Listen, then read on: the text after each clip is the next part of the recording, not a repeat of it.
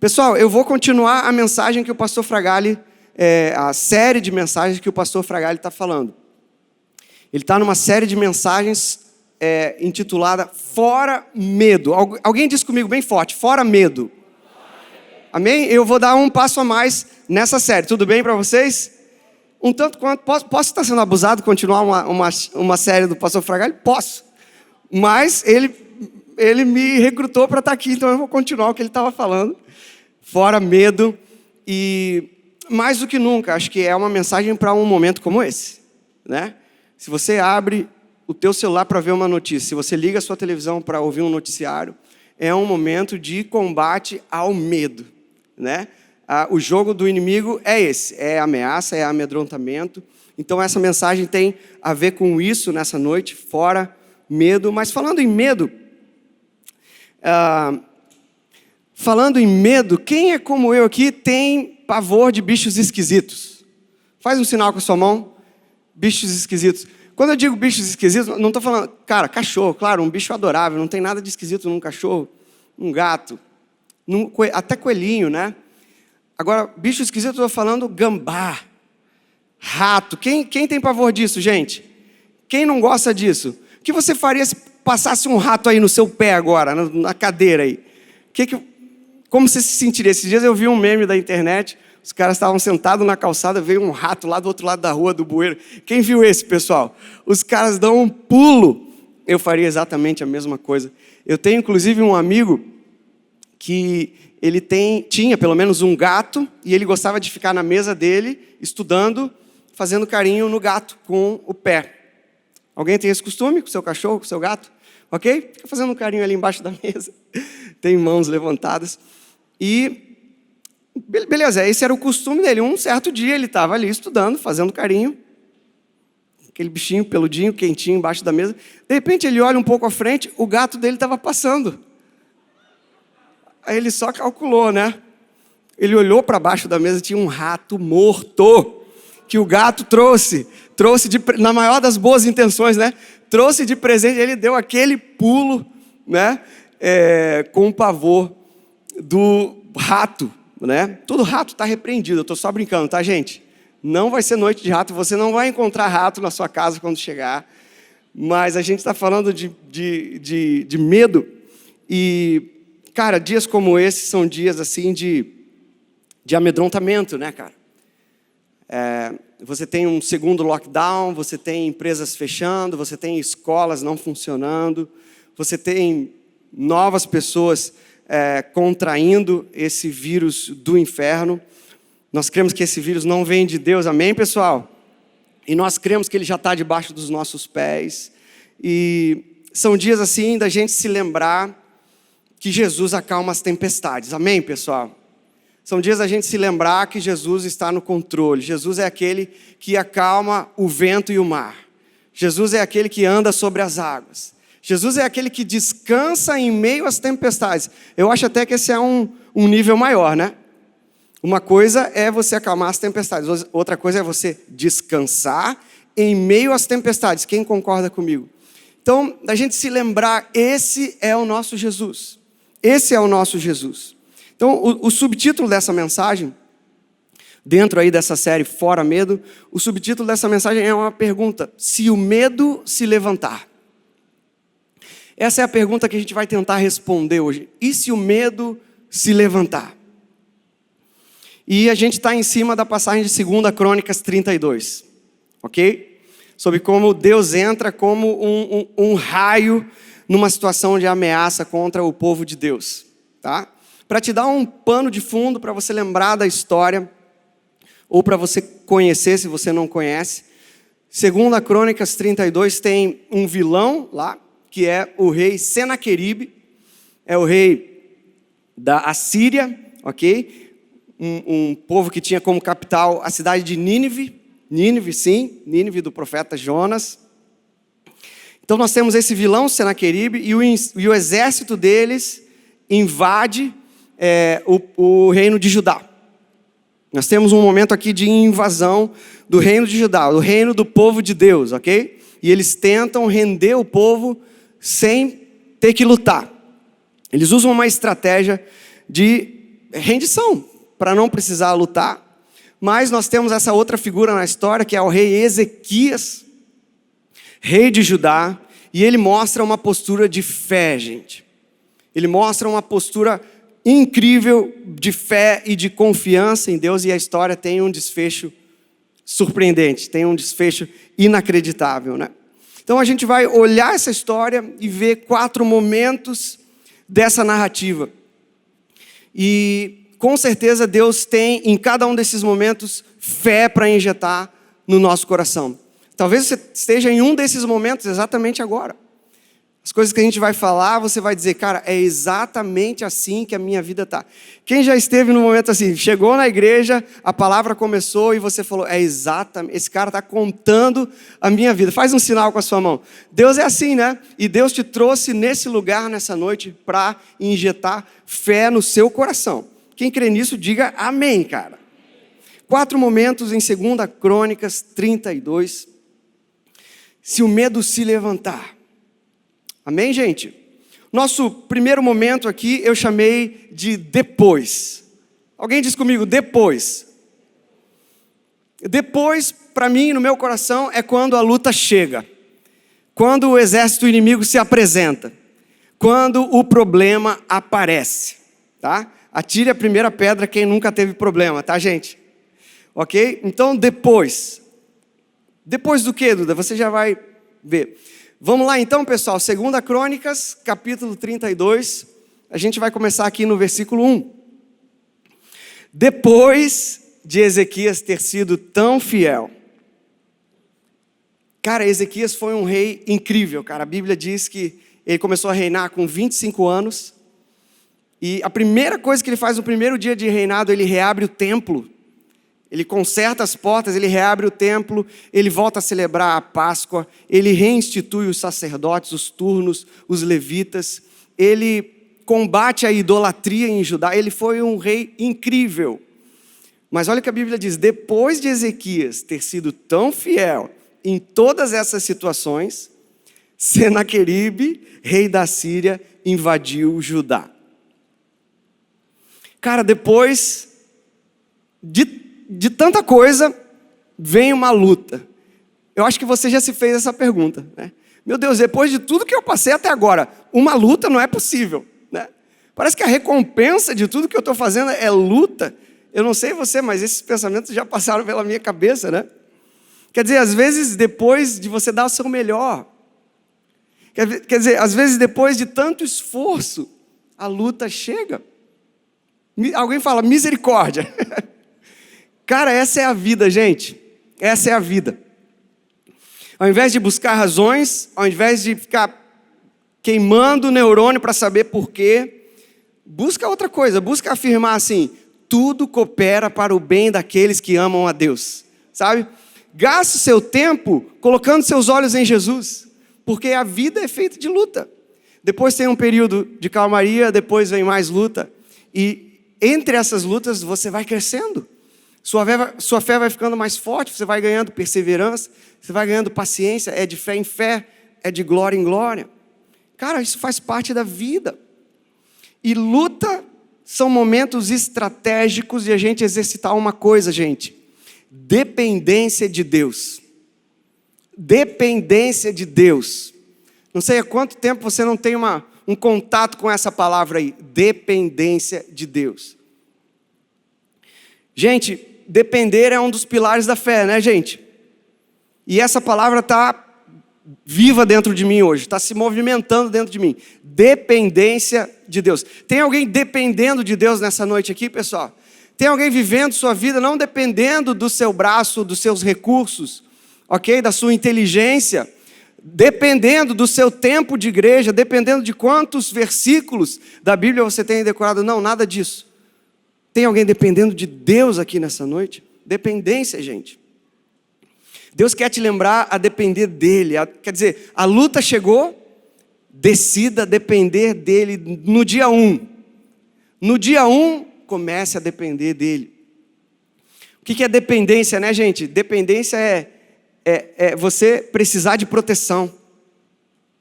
Dependência é você precisar de sustento. Dependência é, você precisa de alguém que cuida da sua vida. De alguém que é responsável por você.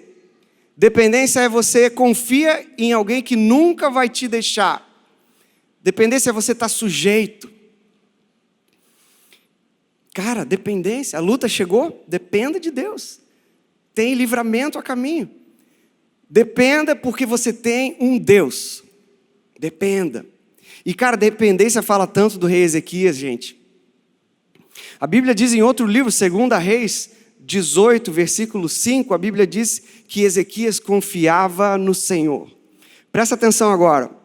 A Bíblia também diz, 2 Reis 18, 5, que não houve ninguém como Ezequias entre os reis de Judá. Nem depois dele, nem antes dele. Estamos falando de Davi, estamos falando de Salomão. Não houve ninguém como Ezequias. Quer dizer, como se a Bíblia estivesse falando, a marca desse cara era confiar em Deus. A marca de Ezequias era depender do seu Deus. Cara, eu oro para que essa seja a marca da sua vida, amém? Cara, a marca da sua vida, eu oro para que a sua família saiba disso, seus colegas de trabalho saibam disso, que a marca da sua vida, cara, eu dependo de Deus, eu confio em Deus. Esse é o lema da minha vida. E isso fala de Ezequias, não houve ninguém como ele entre todos os reis de Judá. Cara, depois de tudo o inimigo se levantou. Apesar de tudo o inimigo se levantou. Apesar do que você já passou. Luta após luta. Duda, você falou aí da calmaria. Duda, eu não vejo uma calmaria há anos. Comigo é luta. Apesar de tudo, tem mais luta vindo. Cara, comece a depender. Comece a depender, comece a trazer confiança em Deus. E a gente vai declarar, a luta chegou, o inimigo se levantou para cair. Amém, gente? Quem está comigo? Faz um uhul. Nosso segundo momento aqui em 2 Crônicas 32 é o então. Então, para mim, o então é o nosso passo de fé. O então é um momento de confissão de fé, pessoal. O então é o momento de declarar como vai ser a batalha. Declarar como as coisas vão funcionar. Você entende, né? Que o inimigo fala o tempo todo, né? E a gente do lado de cá, a gente fala de volta dizendo como vai ser as coisas, né? Quem que está no comando, né? Em quem que a gente está dependendo. Então, né? Agora a gente está em 2 Crônicas 32, versículos de 5 a 8. Então Ezequias se dedicou a reparar todos os trechos onde o muro estava quebrado. Construiu torres e fez outro muro do lado de fora do primeiro. Às vezes um muro só não basta, você entende isso? Você precisa de 2 muros, você precisa de mais defesa. E quem entende nessa noite aqui que a nossa defesa é Jesus, pessoal? Amém? Que o nosso lugar seguro é Jesus, né? Quer dizer, não tem 2 muros na sua vida, não. Tem uma muralha na sua vida, né? E Ezequias começou a reparar isso, a consertar isso, a colocar o foco no lugar. Então ele também reforçou o aterro da cidade de Davi e fabricou... E fabricou grandes quantidades de armas e escudos. Nomeou oficiais militares sobre o povo, os reuniu diante dele na praça, à porta da cidade, e os encorajou, dizendo... E é isso que eu creio que Deus está fazendo com você agora. Deus te trouxe aqui, ok? Nesse último domingo do mês de março, para te encorajar. Você vai sair daqui encorajado e animado, em nome de Jesus. Eu estou falando isso profeticamente, tá? Então Ezequias trouxe o povo e os encorajou, dizendo, olha o que diz o versículo 7. Sejam fortes e corajosos. Não tenham medo nem desanimem por causa do rei da Síria e do seu exército poderoso. Por causa das notícias, por causa do lockdown, por causa do índice nas UTIs, por causa da fase vermelha, por causa da falta de grana, não desanimem. Aí ele continua dizendo assim, pois um poder muito maior está do nosso lado. Ele tem um grande exército, mas são apenas homens. Nós, porém, temos o Senhor nosso Deus para nos ajudar e lutar as nossas batalhas. E olha que lindo o final. As palavras de Ezequias deram grande ânimo ao povo. É exatamente assim que você vai sair daqui nessa noite, com grande ânimo, encorajado, amém? Pronto para acertar essa segunda-feira com fé, com alegria, com ânimo. Gente, então, Ezequias, ele começa aí a dar passos de fé. O então, pessoal, é o nosso posicionamento de fé. Quem está vivendo pela fé aqui, gente? O então são confissões de fé ousadas, pessoal. Ouça isso, a fé vem pelo ouvir da palavra, direto para o nosso coração. Mas depois disso, pessoal, a fé, ela é disparada pela nossa boca, pessoal. Depois de ouvir, depois de receber ela no coração, você dispara ela como uma arma, como uma flecha. A fé precisa ser disparada, a fé precisa ser exercitada. Como um músculo, né? Você entende isso? Que a fé não foi feita para morrer dentro de você? Quem entende isso? Você precisa exercitar a fé, você precisa colocar a fé numa esteira, você precisa colocar a fé em prática. E especialmente, dispara ela dos teus lábios. Fala palavras de fé, fala confissões de fé. Amém? Então são dias, pessoal, de nós declararmos. São dias a gente abrir nossa boca, não ficar aquela meditação só. Mas são dias a gente abrir nossa boca e dizer com a gente, quer dizer, nós temos o Senhor nosso Deus, para nos ajudar e lutar as nossas batalhas. E perceba isso, Deus já vê o final do começo, Deus é o Senhor do tempo, né? O tempo de Deus não é o Cronos, o tempo de Deus é o Kairos, ele olha o começo com a perspectiva do final. Quem entende isso, pessoal? Quer dizer, ele não tem uma linha, com Deus é 3D, né? A luta chega e ele já está vendo o final. Por isso que Deus consegue te ajudar, e na verdade as tuas confissões de fé têm que estar alinhadas com isso, né? Você, filho de Deus, você não está preso à cronologia, ao timeline. Então, a luta chegou, cara, fala confissões de fé ousadas. Abre tua boca e diz, cara, Deus vai se levantar. Abre tua boca e diz, cara, o final vai ser bom. Abre tua boca e diz, cara, minha família está guardada. Abre tua boca e diz, se uma porta se fechou, cara, Deus pode abrir outras portas. Deus não precisa de porta. Deus abre o teto e cria coisas onde não existe. Ele é o Deus do haja luz, né, pessoal? Talvez você está olhando uma porta. Deus, abre outra porta, abre outra porta. Meu amigo, eu não vou abrir outra porta. Eu vou te ejetar disso aqui e você vai para outra realidade. Eu tenho algo novo para você. Começa a declarar coisas do ponto de vista da vitória, que é onde o teu Deus está. Quem entende isso, pessoal? Quer dizer, não se prenda. Não se prenda. Então, esse momento, então, na batalha, é um momento de você declarar em fé. A gente ouviu nessa manhã o pastor Fragale falando. Davi, ele olha para Golias e já fala, ainda hoje. Cara, ele ainda não tinha nem começado. Mas sai um ainda hoje dos lábios dele. Cara, precisa sair um ainda hoje da sua boca. Ainda hoje, né? Nesses dias. Cara, ainda nesse tempo, ainda nesse ano. Cara, minha família está bem. Cara, eu vou ser curado. Tudo coopera para o bem daqueles que amam a Deus. Ainda hoje. Quer dizer, declarações ousadas de fé. Esse é o momento, o então, né? Então, cara, declare, dispare fé dos teus lábios. Faça esse movimento da palavra do teu coração para a palavra nos teus lábios. E isso vai dar forma. Isso vai dar forma à tua realidade. Vai dar forma ao mundo ao teu redor. A gente vai para o terceiro momento aqui de Ezequias. E o terceiro momento é enquanto. Alguém diz comigo, enquanto. Enquanto no meu coração é o ponto alto da batalha. Enquanto é o pico.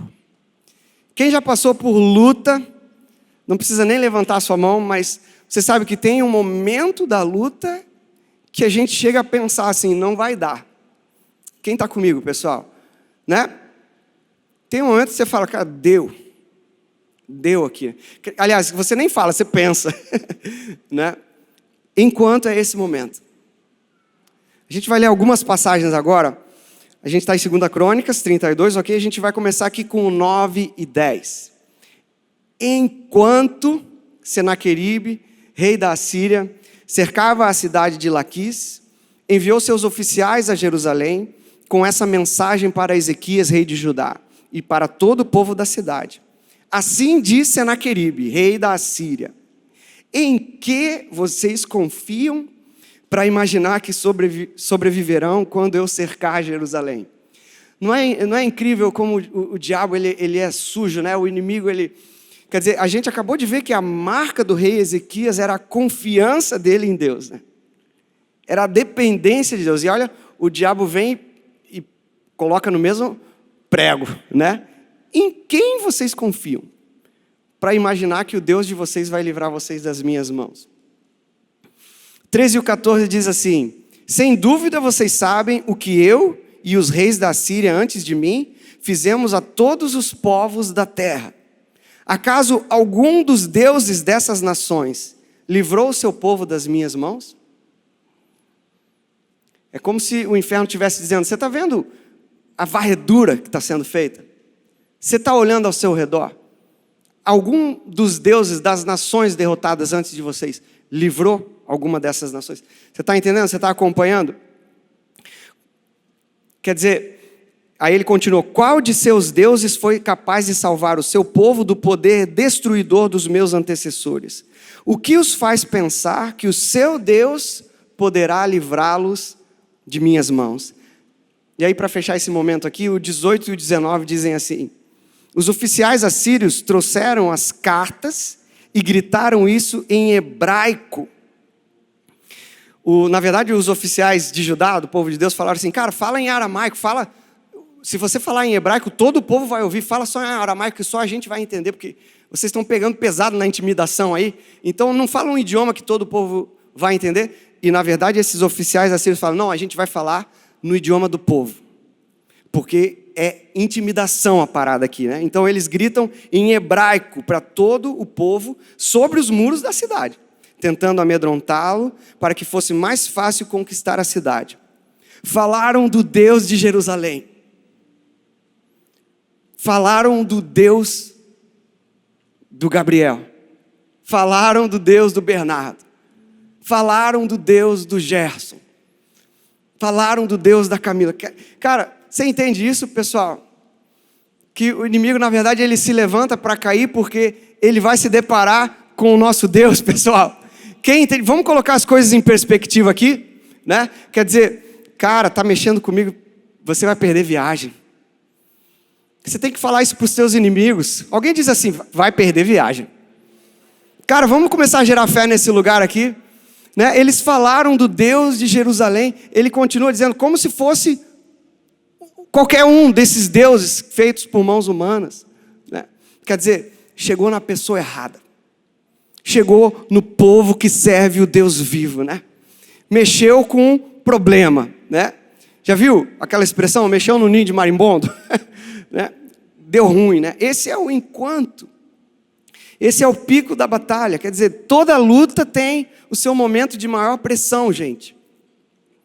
E a estratégia de Senaqueribe, a estratégia do inimigo foi amedrontar pela intimidação. O enquanto é o momento da provação da nossa fé. Você fez confissões de fé, você declarou em fé. Você disparou a fé dos teus lábios, agora sua fé vai ser provada. É o enquanto, né? É o inimigo querendo que você se renda. É o inimigo querendo que você lute errado, né? Quem lembra de Efésios 6, gente? A nossa luta não é contra seres humanos, pessoal. Não é contra carne e sangue. Nossa luta é espiritual, né? Mas o inimigo quer te trazer para o ringue. Fazer você lutar errado. Quem está entendendo? Diz amém, gente. Quer dizer, no vale mais profundo, na noite mais escura. No enquanto, não se renda, cara. Não se renda. Tudo está falando assim: se rende, joga a bandeira branca. Não se rende. Não se rende. Não se rende. O seu inimigo vai ser lembrado de que ele mexeu com a pessoa errada. Mantenha firme sua confissão de fé. Fixe os seus olhos em Jesus. E não é interessante o inimigo falando em hebraico? na língua do povo, todo o povo ouvindo, os caras gritando no muro da cidade, no idioma do povo. Pois é, por mais que o inimigo fale o seu idioma, por mais que o inimigo saiba como te desestabilizar, por mais que o inimigo esteja gritando alto. Posso te lembrar uma coisa nessa noite, cara? A Bíblia diz, sabe o quê? Que a voz de Jesus é como voz de muitas águas. A voz de Jesus não é que ela é mais alta que a do inimigo, a voz de Jesus é mais poderosa. Não é que Jesus vai falar, eu vou falar mais alto. Não. A voz de Jesus é mais poderosa. A voz de Jesus é um som de tsunami para o inimigo. Tsunami, cara, leva ônibus. Tsunami derruba prédio. Essa é a voz de Jesus. O inimigo vai ouvir um tsunami nessa noite. Quem está comigo, pessoal? Quer dizer, está gritando? Cara, Jesus também. Jesus também tem a voz como voz de muitas águas. E na verdade, a palavra fala lá em João, capítulo 10, versículo 27. Jesus diz assim, as minhas ovelhas ouvem a minha voz. As minhas ovelhas reconhecem o som da minha voz. Então, quando você estiver quando você estiver no dia mais difícil, cara, muda o canal. Tira o canal da intimidação e coloca no canal do seu pastor, da voz do seu pastor. Quem está entendendo, pessoal? Sabia que você tem como decidir isso? Sabia que você tem como colocar uma barreira nos teus pensamentos? Quem entende isso, pessoal? Não, vou colocar um pedágio a partir de hoje. A partir de hoje eu coloco um pedágio nos meus pensamentos. Eu vou checar cada pensamento que entra. Espera aí, tem a ver com a voz de Jesus? Pode entrar. Não tem? Não, essa voz eu não reconheço. Aqui você não entra. Quem está comigo, pessoal? Cara, ouça a voz do teu pastor, ele te ama. No dia mais difícil ele fala, eu estou com você, né? Ainda que eu ande pelo vale da sombra da morte, não temerei mal algum, porque tu estás comigo. Né? Não é que ele está lá longe no trono, né? Não. No dia mais difícil da batalha, ele está ao seu lado. Sempre ao seu lado. A gente tem uma música, né? Assim aqui na igreja. Cara, muda do canal da intimidação e coloca, assim como você muda de um canal de YouTube, assim como você muda um vídeo do TikTok, assim como você muda um canal da televisão, tira da intimidação do diabo, coloca na voz do teu pastor, do teu bom pastor. Ouça ele, ele está com você. Alguém diz amém a isso, pessoal? Alguém diz amém a esse pedágio aí dos pensamentos? Né? Não, esse pedágio aqui não, sai fora. Você tem esse poder. A gente vai para o ponto 4, é o nosso último ponto dessa noite aqui, dessa história de Ezequias, e esse último momento aqui, eu chamei de porém. Alguém fala comigo, porém. Gente, porém é quando Deus chega arrebentando com o inimigo, cara. Porém é o seu milagre. Porém é quando você avança. A gente não é dos que retrocedem, amém, pessoal? Porém é o seu breakthrough, né? É o seu momento de você passa aquele obstáculo. Existe um porém nessa noite. Porém. Agora 2 Crônicas 32, a gente vai ler o versículo 20 e 21. Porém, o rei Ezequias e o profeta Isaías, filho de Amós, oraram e clamaram aos céus. E o Senhor enviou um anjo. Gente, o Senhor enviou quantos anjos? Só para ficar claro aqui. Só para ficar claro aqui, o Senhor enviou quantos anjos? Sabia que esse exército aqui que estava cercando eles tinha quase 200 mil homens? O Senhor enviou um anjo que destruiu o exército assírio com todos os seus comandantes e oficiais. O rei da Síria voltou envergonhado para a sua terra. Não é isso que Jesus fez? Ele expôs o diabo a vexame público, né? Ele triunfou sobre o diabo. Alguém crê nessa noite que Jesus é um nome sobre todo nome, pessoal? Quer dizer, o inimigo voltou envergonhado para a sua terra, para Nínive, e quando entrou no templo do seu Deus, com letra minúscula, alguns dos seus próprios filhos o mataram ali à espada. Gente, porém, Alguém é grato porque existe um porém de Deus na nossa vida, pessoal? Você já viveu um porém antes? Quem tem um testemunho para contar? Algum teste aí, alguma prova que virou testemunho?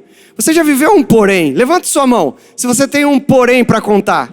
Quer dizer, porém, Deus chegou, cara. Deus chegou, Duda, quando eu mais precisava, cara. Eu tenho um porém, cara. Na verdade, toda essa passagem é um porém que eu e Marcelo vivemos. Já vou contar, eu já estou chorando antes já, não quero contar agora não. Mas existe um porém na nossa vida. Existe um porém, existe um agir de Deus. Cara, e a nossa posição é a posição do rei Ezequias, do profeta Isaías. Nossa posição é orar. Nossa posição é clamar aos céus, pessoal. Nossa posição é louvar.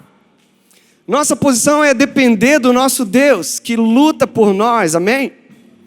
Assim que luto minhas guerras. Leva essa frase no seu coração nessa noite. Na luta, a gente não luta. Na luta, a gente louva. Você pode levar isso no seu coração hoje? Na luta, eu não vou ficar trocando socos com o inimigo, porque Jesus já entrou nesse ringue e ele já destruiu o inimigo, eu não vou lutar de novo. Na luta eu vou louvar. Eu vou falar, Jesus, eu oro, Jesus, eu clamo aos céus. Jesus, eu te agradeço, porque você está comigo. Porque existe um porém. Porque existe um porém. Jesus já entrou nesse campo de batalha e já venceu. A sua parte agora é louvar e agradecer. Gente, basta um anjo para um exército ser derrotado.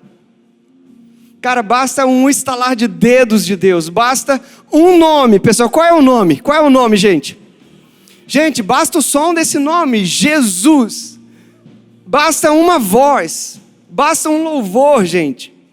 Você não está entendendo? Essa batalha é uma batalha no mundo espiritual, né? Então, age no mundo espiritual. Continua lá em Efésios 6 e coloca a armadura de Cristo. Você entende que todos os elementos daquela armadura apontam para Jesus? O capacete da salvação é Jesus, o nome dele é salvação. A couraça da justiça, Jesus é a nossa justificação. Amém? A espada da palavra, gente, Jesus é a palavra. O cinto da verdade, Jesus é o caminho, a verdade e a vida. Cara, Jesus já lutou por você. Basta uma voz, basta um nome.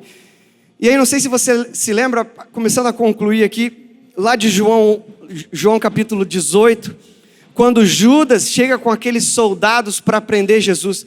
Você se lembra desse momento? Jesus chega então com um destacamento de soldados, enviado aí pelos fariseus, né? Para prender Jesus. E a palavra diz assim que, quando eles chegam, Jesus pergunta, a quem vocês procuram? Aí eles falam assim, nós procuramos a Jesus o Nazareno. Sabe o que Jesus responde? Ele fala assim, sou eu.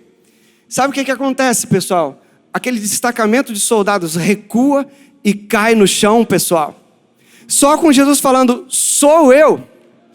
Sou eu. Então, nós vamos declarar que nessa noite, o medo está recuando e está caindo no chão. Por quê? Porque Jesus está falando, sou eu. É meu filho, é minha filha, eu estou no controle. Sabe o que Jesus está falando? Cara, essa luta é minha. Jesus está falando assim, eu tomo os seus problemas como pessoais. É uma questão de honra para mim. Sou eu. Você crê que tem um sou eu sobre a sua vida nessa noite? Pessoal, vamos ficar de pé?